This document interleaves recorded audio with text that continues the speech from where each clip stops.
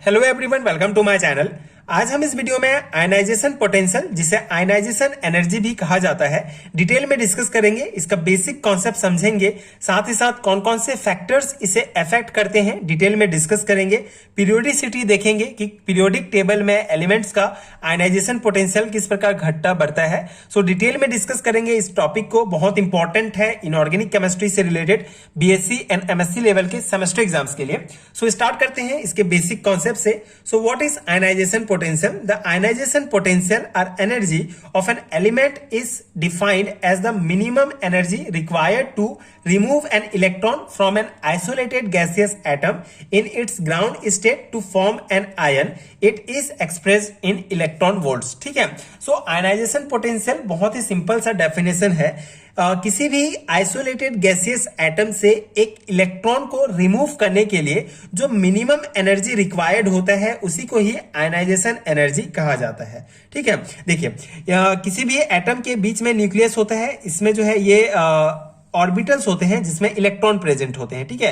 तो ये इस इलेक्ट्रॉन को यहां से बाहर निकालने के लिए, इस एटम से बाहर निकालने के लिए जिस एनर्जी की रिक्वायर्ड होती है उसी को ही आयनाइजेशन एनर्जी या आयनाइजेशन पोटेंशियल कहा जाता है। ठीक है। बेसिक कॉन्सेप्ट यही है, मेन डेफिनेशन यही है। ठीक है। इसको इलेक्ट्रॉन वोल्ट से एक्सप्रेस करते हैं, therefore it is called ionisation energy and express in kilojoule और किलोजूल पर मोल। ठीक है। ऐसे भी इसको जो है डिनोट करेंगे। ठीक है। तो बेसिक कॉन्सेप्ट ये हो गया आपका आयनाइजेशन एनर्जी। आई होप कि आपको ये बेसिक कॉन्सेप्ट इतना समझ में आ गया होगा। अब first second third ionisation potential क्या होता है देखते हैं। देखिए, कोई भी एक गैसियस एटम है, ठीक है, इसमें से एक इलेक्ट्रॉन जब बाहर निकलेगा तो इसमें एक चार्ज बढ़ जाएगा। ठीक है। एक यहाँ पे पॉजिटिव चार्ज आ जाएगा, आयन, एक इलेक्ट्रॉन बाहर निकला तो इसे फर्स्ट आयनाइजेशन पोटेंशियल कहा जाता है। इसको I1 से भी डिनोट करेंगे। इसके बाद जब उसी एटम से दो इलेक्ट्रॉन बाहर निकलेगा तो उसमें दो चार्ज आ जाएंगे एंड तीन इलेक्ट्रॉन बाहर निकलेगा तो ये तीन इलेक्ट्रॉन बाहर निकला तो तीन चार्ज आ जाएगा। ठीक है।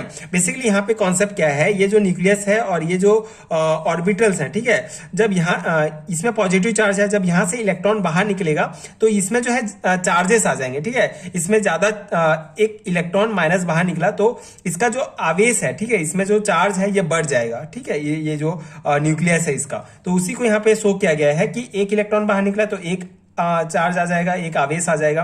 ठीक है। दो इलेक्ट्रॉन निकला तो ये दो चार्ज आ जाएगा, तीन निकला तो तीन चार्ज आ जाएगा। जितने इलेक्ट्रॉन्स बाहर निकलते जाएंगे इसमें चार्ज बढ़ता जाएगा। ठीक है। ये ध्यान रखना है आपको। तो यहाँ पे here IE1, IE2 and IE3, ठीक है, ये जो है ये इन्हें first second third ionisation energies कहा जाता है। और ये I1, I2, I3 को जो है आयनाइजेशन पोटेंशियल कहा जाता है। ठीक है। ये आपको ध्यान रखना है। तो ये जो है IE1, ठीक है, फर्स्ट आयनाइजेशन एनर्जी जो है सेकेंड आयनाइजेशन एनर्जी से कम होता है एंड थर्ड आयनाइजेशन से सेकेंड कम होता है। बेसिकली इसको समझने के लिए आपको एक सिंपल सा कॉन्सेप्ट समझना पड़ेगा। देखिए, यहां पे क्या होगा, एक इलेक्ट्रॉन जब बाहर निकलेगा वो इजीली निकल जाएगा, क्योंकि देखिए ये न्यूक्लियस है, ठीक है, ये इलेक्ट्रॉन्स हैं, इस प्रकार से ऑर्बिटल्स होंगे, इसमें से इलेक्ट्रॉन्स होंगे। ठीक है। मान लो ये आखिरी ऑर्बिटल से ये इलेक्ट्रॉन निकला तो ये इजीली निकल जाएगा, क्योंकि इन दोनों के बीच जो अट्रैक्शन कम होगा। उसके बाद सेकेंड इलेक्ट्रॉन निकलना जो है पहले इलेक्ट्रॉन निकलने की तुलना में ज्यादा कठिन होगा, क्योंकि ये भी कॉन्सेप्ट मैंने आपको बताया कि इलेक्ट्रॉन बाहर निकलेगा तो इसका आवेश बढ़ता जाएगा, और न्यूक्लियस का अगर चार्ज बढ़ता जाता है तो इस इलेक्ट्रॉन्स और चार्ज के बीच अट्रैक्शन ज्यादा बढ़ जाता है। ठीक है। तो इसी कारण पहले इलेक्ट्रॉन निकलना इजी है सेकंड की तुलना में। सेकंड जो है थोड़ा कठिन से निकलेगा, क्योंकि एक तो इसका चार्ज बढ़ जाएगा, है ना, और थर्ड का निकलना उससे भी कठिन होगा, क्योंकि दो इलेक्ट्रॉन निकलेगा तो और चार्ज बढ़ जाएगा। तो वही है मेन कॉन्सेप्ट कि थर्ड इलेक्ट्रॉन निकलना ज्यादा कठिन है किसकी तुलना में, पहले इलेक्ट्रॉन के निकलने की तुलना में। ठीक है। तो इससे ये कह सकते हैं कि इसका जो है आयनाइजेशन पोटेंशियल, आयनाइजेशन एनर्जी ज्यादा होगा, क्योंकि निकालने के लिए ज्यादा एनर्जी की आवश्यकता होगी थर्ड इलेक्ट्रॉन का। ठीक है। तो ये क्रम दिया गया है। ठीक है। तो ये आपको ध्यान रखना है। पोटेंशियल जो आयनाइजेशन पोटेंशियल है वो भी सेम होगा। तो ये जो है ये ऑब्जेक्टिव में पूछा जाता है। ठीक है। ये क्रम, तो ये आपको ध्यान रखना है। ठीक है। ये इस प्रकार से, ठीक है, ये लेस देन है। ठीक है।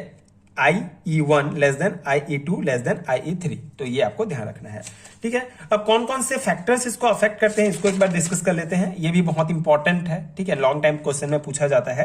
फैक्टर अफेक्टिंग आयनाइजेशन पोटेंशियल बहुत इंपॉर्टेंट टॉपिक है, ये आपको डेफिनेटली बीएससी एग्जाम में पूछा जाता है, तो अच्छे से आपको इसको प्रिपेयर करना है। तो पहला जो फैक्टर जो अफेक्ट करता है आयनाइजेशन पोटेंशियल को, that is nuclear charge. When the nuclear charge increase, ठीक है, जो हमने कॉन्सेप्ट डिस्कस किया सेम वही है as in a periodic table. The attraction from nucleus on electron increase resulting in increase of ionization potential, hence the ionization potential increase with a period. For example, simple सा है, देखिए simple सा है, वही जो मैंने बताया कि जैसे इलेक्ट्रॉन बाहर निकलेगा, मान लो इसका न्यूक्लियर चार्ज बढ़ते जाएगा, ठीक है, न्यूक्लियस का चार्ज बढ़ेगा, न्यूक्लियस का चार्ज बढ़ेगा तो इलेक्ट्रॉन से उसका अट्रैक्शन भी बढ़ते जाएगा, और अट्रैक्शन बढ़ेगा तो उसको बाहर निकालना कठिन हो जाएगा। बाहर निकालने के लिए ज्यादा एनर्जी की आवश्यकता होगी, आयनाइजेशन एनर्जी की। तो वही ये जो है एक इंपॉर्टेंट फैक्टर है जो अफेक्ट करता है आयनाइजेशन पोटेंशियल को, ठीक है। पीरियड में अगर हम देखें तो सोडियम का 5.1 इलेक्ट्रॉन वोल्ट होगा, ऑर्गन का आपका 15.8 इलेक्ट्रॉन वोल्ट होगा। मतलब ये पीरियोडिक टेबल में ऐसे जाएंगे, बढ़ते जाएगा, मतलब एलिमेंट्स एटॉमिक नंबर बढ़ते जाएगा, तो ये न्यूक्लियर चार्ज आयनाइजेशन पोटेंशियल भी बढ़ते जाएगा। क्यों? न्यूक्लियर चार्ज के कारण, ठीक है, उनका चार्ज बढ़ते जाएगा इसलिए, ठीक है। सेकंड है atomic radius. When the size of atom atomic radius increase, the distance of outer most electron from nucleus increase, making the attraction poorer. Hence, lesser energy is required to remove the outermost electron. On moving down within a group, a periodic table, the atomic radius increase and the ionization potential decrease. ठीक है, ये भी बहुत simple सा concept है। ये nucleus है, ठीक है, ये पहला ऑर्बिट हो गया, ये सेकंड हो गया, ये थर्ड हो गया, ठीक है। जैसे जैसे ये ऑर्बिटल बढ़ते जाएगा, ठीक है, इससे ये न्यूक्लियस से इसका अट्रैक्शन भी कम होते जाएगा, ठीक, कम होते जाएगा, जिससे ये इस इलेक्ट्रॉन को निकालना इजी हो जाएगा, क्योंकि अट्रैक्शन कम हुआ मतलब इजिली वो निकल जाएगा, ठीक है। ये ठीक है, तो ये इस इलेक्ट्रॉन की तुलना में इस इलेक्ट्रॉन को निकालना इजी होगा, क्योंकि इनका दोनों का रेडियस बढ़ रहा है, ठीक है, इनका दोनों का त्रिज्या बहुत ज्यादा है। रेडियस किसे कहा जाता है? न्यूक्लियस से इलेक्ट्रॉन की दूरी को एटॉमिक रेडियस कहा जाता है। तो एटॉमिक रेडियस इसका बढ़ेगा तो इजिली निकल जाएगा, ठीक है, कम होगा तो नहीं निकलेगा। तो वही मेन है। अगर हम इसका पीरियोडिक टेबल में देखें तो ग्रुप में अगर हम देखें तो लिथियम का जो है 5.4 जो है आयनाइजेशन पोटेंशियल होता है इलेक्ट्रॉन वोल्ट, एंड ये जो आपका सीजियम है इसका आपका होगा 3.9, तो वही घटते जाएगा इसका आयनाइजेशन पोटेंशियल, उसी को कहा गया है। थर्ड है completely filled and half filled orbital, ये भी इफेक्ट करता है। कैसे? The completely filled and half filled orbital are relatively stable, hence more energy is need to remove electron from them, and this is the reason why ionization potential of beryllium and nitrogen are higher than boron and oxygen respectively. Beryllium has completely filled 2s orbital and nitrogen has half filled 2p orbital, ठीक है। तो अगर completely filled और half filled orbital होंगे, ठीक है, तो वो जो है उनका आयनाइजेशन एनर्जी ज्यादा होगा, क्योंकि उनको उनके इलेक्ट्रॉन को बाहर वो ज्यादा स्टेबल होंगे। मेनली फुल मतलब कंप्लीटली फील्ड और हाफ फील्ड वाले ऑर्बिटल ज्यादा स्टेबल होंगे, तो उनके इलेक्ट्रॉन्स को बाहर निकालना कठिन होगा, ठीक है। अब कैसे? देखिए यहाँ पे बेरिलियम में ये दोनों जो है पूरा कंप्लीट ऑर्बिटल है, ठीक है। ये जो ऑर्बिटल दोनों ऑर्बिटल है 1s एंड 2s, ये दोनों पूरा फुल फील्ड है, कंप्लीटली फील्ड है, तो इनका तो जो है ज्यादा स्टेबल होंगे और इनको बाहर निकालना इनके इलेक्ट्रॉन को कठिन होगा। और ये हाफ फील्ड है, ठीक है, तो इनके भी इलेक्ट्रॉन को निकालना बाहर जो है कठिन होगा। अब देखिए हाफ फील्ड कैसे है, मतलब या तो कंप्लीट फील्ड होगा या हाफ फील्ड होगा, ऐसे आप सोच रहे होंगे, तो ऐसा नहीं है। देखिए बेरिलियम का ये दोनों है। अब बोरोन का एग्जाम्पल अगर हम लेंगे तो ये 1s2 एंड 2s2 एंड ये 2p1 हो जाएगा, 5 होगा तो, ठीक है, 2p1 है ये, ठीक है। p में जो है टोटल 6 भरता है, लेकिन यहाँ पे सिर्फ एक इलेक्ट्रॉन है, मतलब ये ना तो हाफ है ना फुल है। हाफ मतलब 3, ठीक है, ये याद रखना है आपको, ठीक है, हाफ फील्ड है 3, ठीक है, तो ये जो है हाफ फील्ड कहलाएगा, ठीक है। अगर ऑक्सीजन का भी हम यहाँ पे एग्जांपल लेंगे तो यहाँ पे 4 हो जाएगा, ठीक है, 4 हो जाएगा, मतलब ये हाफ से ज्यादा हो गया, मतलब हाफ फील्ड नहीं है, ठीक है। तो या तो हाफ होगा या फुल होना चाहिए, तो ये मेन है, ठीक है, कंप्लीटली फील्ड या हाफ फील्ड ऑर्बिटल होगा, तो वो जो है उसका आयनाइजेशन एंड पोटेंशियल ज्यादा होगा, ठीक है। अब 4 जो फैक्टर जो इफेक्ट करेगा आयनाइजेशन पोटेंशियल को, दैट इज शील्डिंग और screening effect of inner electrons, ठीक है। So in an atom the nucleus attract the electron while there is repulsion between the electrons. Nuclear attraction cause a decrease in size while inter electronic repulsion cause an increase in size, ठीक है। Simple सा, size increase होगा तो उनके बीच repulsion होगा, and अगर size decrease होगा किसी भी एटम का तो उनके बीच जो है अट्रैक्शन होगा। सो as we move down the group, the number of cell increase due to which inter-electronic repulsion increase and due to which the attraction force of nucleus on the electrons decrease, which is known as screening or shielding effect, ठीक है। So simple सा concept है, screening and shielding effect आपको पता है, ये ठीक है। न्यूक्लियस के ये इनर सेल होगा, ये वैलेंस सेल हो जाएगा मान लो, ठीक है। तो यहाँ पे जो इलेक्ट्रॉन होंगे इनके बीच जो है अट्रैक्शन कम होगा, क्योंकि यहाँ पे जो इलेक्ट्रॉन प्रेजेंट होंगे वो एज अ स्क्रीनिंग या शिल्डिंग इफेक्ट शो करेंगे, ठीक है। ये इनर सेल में जो इलेक्ट्रॉन होंगे शिल्डिंग इफेक्ट शो करेंगे, जिसके कारण ये इलेक्ट्रॉन इससे जो है कम अट्रैक्शन होगा, इसका कम अट्रैक्शन होगा। अब कम अट्रैक्शन इसका होगा तो इसको जो है इजीली हम सब बाहर, इसको जो है कम पोटेंशियल एनर्जी की आवश्यकता होगी, जिससे ये इजीली बाहर निकल जाएगा। So due to increase in shielding effect the outermost electrons are held less loosely by the nucleus and hence less energy is required to remove them, hence ionisation potential decrease as we move down the group, ठीक है। Group में down करते हैं तो ionization potential decrease होता है, इसको हम पीरियोडिसिटी में देखेंगे। तो यहाँ पे मेन कॉन्सेप्ट क्या कर रहा है कि शिल्डिंग इफेक्ट या जो स्क्रीनिंग इफेक्ट है, अगर ये इंक्रीज होगा, ठीक है, ये इंक्रीज होगा तो न्यूक्लियस से इलेक्ट्रॉन का जो अट्रैक्शन होगा वो लूज हो जाएगा, जिसके कारण उसको इजीली हम बाहर निकाल सकते हैं, ठीक है। इलेक्ट्रॉन को बाहर निकाल सकते हैं, तो उसी को कहा गया है शिल्डिंग और स्क्रीनिंग इफेक्ट। इनर इलेक्ट्रॉन का जो है इफेक्ट करता है आयनाइजेशन पोटेंशियल पर, तो आयनाइजेशन पोटेंशियल जो है डिक्रीज होगा, एनर्जी डिक्रीज होगा क्योंकि शिल्डिंग इफेक्ट बढ़ेगा, ठीक है। तो ये है मेन 4 फैक्टर जो इफेक्ट करते हैं आयनाइजेशन पोटेंशियल को। अब पीरियोडिसिटी मतलब इसका पीरियड एंड ग्रुप में किस प्रकार, जो भी हमने डिस्कस किया अभी, फैक्टर्स जो इफेक्ट करते हैं उसी को यहाँ पे कॉन्सेप्ट यूज होगा।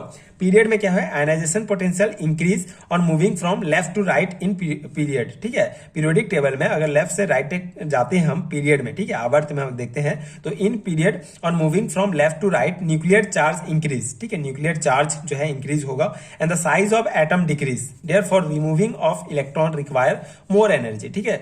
तो सिंपल सा है, लेफ्ट से राइट जाते हैं पीरियोडिक टेबल में तो न्यूक्लियर चार्ज बढ़ेगा और साइज जो होगा, ठीक है, साइज जो होगा वो एटम का वो कम होते जाएगा, जिसके कारण ज्यादा एनर्जी की रिक्वायर्ड होगी, मतलब इलेक्ट्रॉन और न्यूक्लियर के बीच ज्यादा अट्रैक्शन होगा, ठीक है। तो ज्यादा एनर्जी रिक्वायर्ड होगी, मतलब जो पोटेंशियल जो आयनाइजेशन पोटेंशियल होगा, एनर्जी होगा वो बढ़ेगा। तो यहाँ पे आप देख सकते हैं element sodium magnesium aluminium silicon phosphorus sulphur chlorine, इसका इलेक्ट्रॉन वोल्ट मतलब आयनाइजेशन पोटेंशियल इस प्रकार से है, ठीक है, मतलब ये बढ़ते जा रहा है। अगर हम पीरियड की बात करें, ठीक है, पीरियोडिक टेबल में पीरियड में जो है ये शो करेगा। अगर हम पीरियोडिक टेबल में ग्रुप की बात करें, so in a group on going downwards with increasing atomic number the ionization potential decrease gradually, so as we move down the group the number of cells and electron increase, due to which the screening effect increase which cause an increase in ionization, ठीक है। जो हमने concept discuss किया factor affecting में वही है। अगर हम डाउनवर्ड जाते हैं ग्रुप में तो जो आयनाइजेशन पोटेंशियल है वो कम होते जाता है, ठीक है, एनर्जी कम रिक्वायर्ड होते जाता है क्योंकि शिल्डिंग इफेक्ट बढ़ते जाता है, ठीक है। तो वही lithium sodium potassium rubidium caesium का ये इलेक्ट्रॉन वोल्ट आपका जो है जो आयनाइजेशन पोटेंशियल है ये कम होते जाएगा, तो इसको आपको शो करना है, ठीक है। And the element having 8 electron in their outermost orbit require much more energy to remove electron, hence the ionisation potential of noble gas are very high, ठीक है। आउटर मोस्ट ऑर्बिट में जो है 8 electron present होगा, उसका मतलब electron को बाहर निकालना थोड़ा कठिन होगा, तो इसीलिए उसका आयनाइजेशन पोटेंशियल जो है ज्यादा होगा, ठीक है। तो ये है मेन कॉन्सेप्ट, आई होप आपको समझ में आ गया होगा एंड ये नोट्स आपके एग्जाम प्रिपरेशन के लिए हेल्पफुल रहा होगा। अगर वीडियो हेल्पफुल है तो आगे की वीडियोस देखने के लिए प्लीज चैनल के साथ जुड़े रहिए। अगर आपको पीडीएफ नोट्स चाहिए बीएससी एंड एमएससी लेवल के सेमेस्टर एग्जाम्स के लिए तो नीचे आपको पीडीएफ स्टोर का लिंक मिलेगा, वहां से आप चेकआउट कर सकते हैं एंड सारे हैंड रिटन नोट्स डाउनलोड कर सकते हैं, जो डेफिनेटली आपके एग्जाम प्रिपरेशन के लिए बहुत हेल्पफुल होगा। Thank you so much for watching.